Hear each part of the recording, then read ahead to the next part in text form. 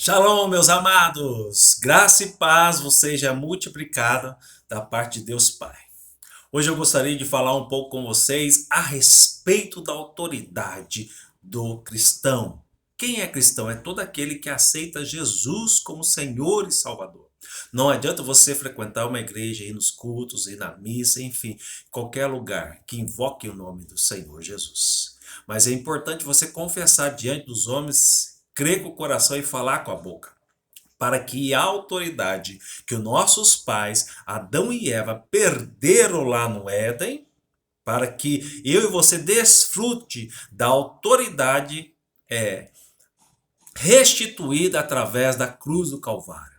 Porque a cruz é símbolo de maldição. Porque lá na carta aos Gálatas, capítulo 3, versículo 3, diz assim: Maldito todo aquele que for pendurado no madeiro. Jesus se fez maldição, porque a maldição que estava sobre nossos pais, Adão e Eva, né, caíram sobre Jesus. Porque onde por um homem entrou o pecado, a morte, por um homem veio a restituição. Como diz lá em Romanos, capítulo 5, versículo 12 ao 21, fala disso aí, né? O primeiro Adão, o segundo Adão que é Cristo, que é o segundo homem, porque Jesus fala, o Filho do Homem veio para salvar, falando da sua natureza terrena e também da natureza celestial. Como Adão foi tentado e saiu reprovado, Cristo foi tentado e saiu aprovado, para que eu e você desfrutasse, tomasse de volta, numa aliança superior, aquilo que nossos pais, Adão e Eva, perderam lá na cruz do Calvário. Mas eu gostaria de ir para o princípio que se encontra no livro de Gênesis, capítulo 1, versículo 26 em diante, para que eu e você entenda um pouco sobre a autoridade para pisar serpentes e escorpiões. Vamos lá? Gênesis capítulo 1, versículo 26 diz assim: Também disse Deus: Façamos o homem à nossa imagem, conforme a nossa semelhança. Tenha ele domínio sobre os peixes do mar, sobre as aves dos céus, sobre os animais domésticos, sobre toda a terra e sobre todos os répteis que rastejam pela terra. Criou Deus, pois o homem à sua imagem, a imagem de Deus o criou. Homem e mulher os criou. E Deus os abençoou e lhe disse: Sede fecundos, multiplicai-vos, enchei a terra e sujeitai-o, quer dizer, dominai. Dominai sobre os peixes do mar, quer dizer, tem autoridade sobre os peixes do mar, tem autoridade sobre as aves do céu, tem autoridade sobre todo o animal que rasteja pela terra. Então Deus deu autoridade a Adão. Por isso que Adão colocou nome nos animais, nas árvores, ele pôs nome em tudo, porque ele tinha autoridade. E ele perdeu a sua autoridade quando desobedeceu a Deus. Deus tinha dado uma ordem: não coma do fruto do conhecimento do bem e do mal, porque do dia que dele comer, certamente você vai morrer, Adão, né? Então, quando está lá no capítulo 2, versículo 15 em diante, eu vou ler com vocês. Tomou, pois, o Senhor Deus ao homem e colocou no jardim do Éden para cultivar e o guardar. E o Senhor Deus lhe deu esta ordem, presta bem atenção: de toda a árvore do jardim comerás livremente, mas da árvore do conhecimento do bem e do mal não comerás, porque no dia que dela comeres, certamente morrerás.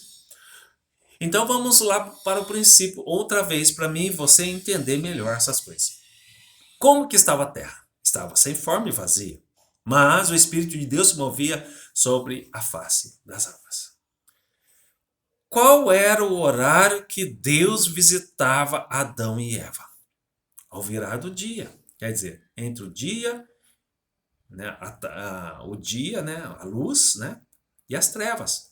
Na viração do dia, quer dizer, no começo da tardezinha, mostrando que Deus estava com ele em todos os momentos. Você está entendendo?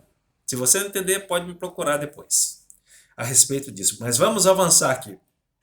E Deus colocou ele no jardim do Éden, para que ele guardasse, né, cultivasse e guardasse ali aquele jardim.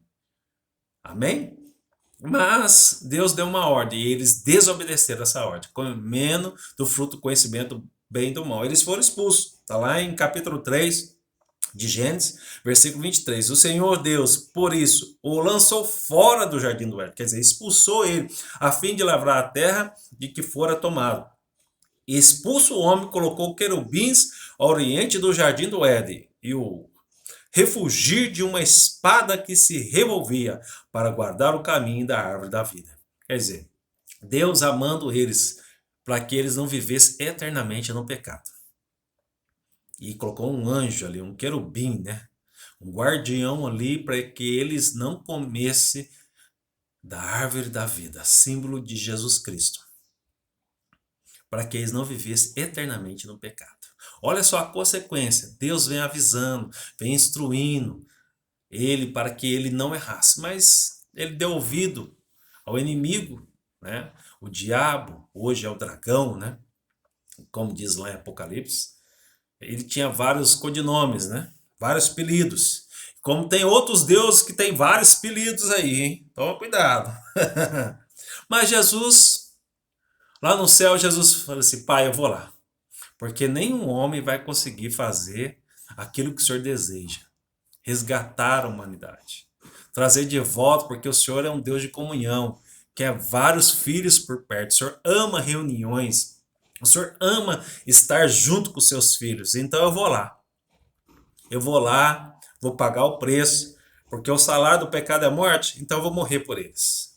Eu vou morrer para que o dom de Deus, a graça de Deus, superabundasse outra vez, numa aliança superior. Aleluia! Mas Jesus disse, né? Ide por todo mundo e pregar o evangelho a toda criatura. Quem crer e for batizado será salvo. Quem, porém, não crer será condenado. Então, a condição para mim ter autoridade de ser restituído da minha vida, eu tenho que crer em Jesus.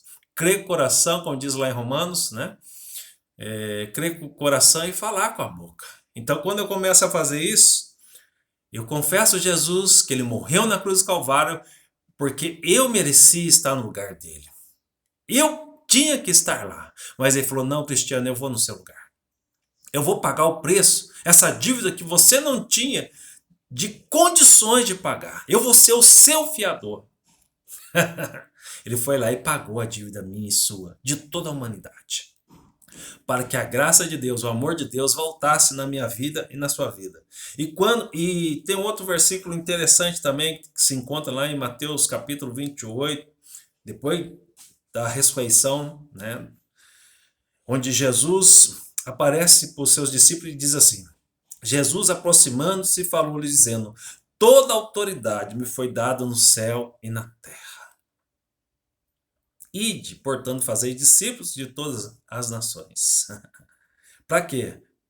E batizando elas, em nome do Pai, do Filho e do Espírito Santo, ensinando-as a guardar todas as coisas que vos tenho ordenado. Eis que estou convosco todos os dias até a consumação dos séculos. Uma promessa de Deus iria se cumprir por completo na minha vida e na sua vida. Mas Jesus dá uma ordem aos seus discípulos: ficar em Jerusalém até que do alto seja revestido do poder de Deus. Porque eles já tinham sido batizados. Eles já confessaram Jesus como Senhor e Salvador da vida deles. Agora, os olhos espirituais deles foram abertos para que eles desfrutassem de toda a bondade e misericórdia de Deus na vida deles. E eles ficaram e foram revestidos. Então, eles começaram a desfrutar daquela autoridade que Jesus falou lá no capítulo 10 de Lucas, versículo 19: eis que vos dei autoridade para pisar de serpentes e escorpiões e sobre todo o poder do inimigo, e nada, absolutamente, vos causará dano. Olha só, aqui Jesus está falando da grande comissão, onde manda 70 discípulos, e eles voltam maravilhados. Olha, até os demônios não sujeitam. Olha, Jesus falou: eu te dei autoridade para pisar serpentes e escorpiões. Mas não se alegre com isso. Se alegre do seu nome está escrito no livro da vida. E Jesus fala um versículo interessante, né? onde ele sentiu grande alegria no Espírito, falou: Pai, eu já estou vendo, estou me alegrando, porque, aleluia, graças te dou, Pai, que ocultaste essas coisas aos sábios e a entendidos e a revelastes aos pequeninos.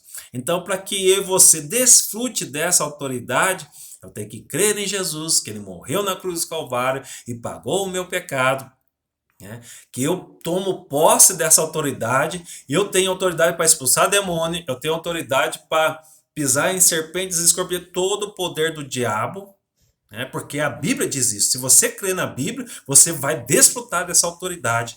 E chega de Satanás ficar pondo o dedo na sua cara, na sua família, nos teus negócios, porque a palavra de Deus é viva. Ela vai fazer aquilo que lhe apraz. Então, comece a usar: eu não aceito isso, em nome de Jesus. Começa a repreender todo mal, todo espírito ao contrário que vier na tua vida. Use o poder da palavra, porque a palavra de Deus muda a história, muda qualquer cativeiro se você crer.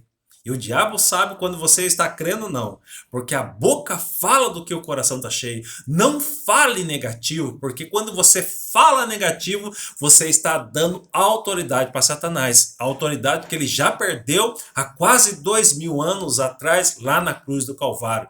Se você não entender isso, você vai continuar sendo uma presa fácil de Satanás.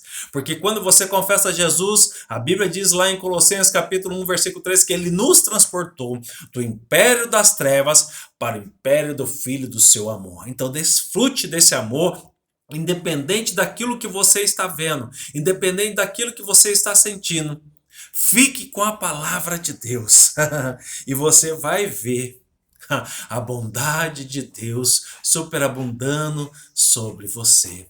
Em nome de Jesus. Chega de sofrer, porque meu povo perece por falta de conhecimento. E o primeiro versículo que eu guardei na minha vida se encontra lá em Marcos capítulo 12, versículo 24. Porventura não errais vós, em razão de não saberdes as Escrituras e nem o poder de Deus.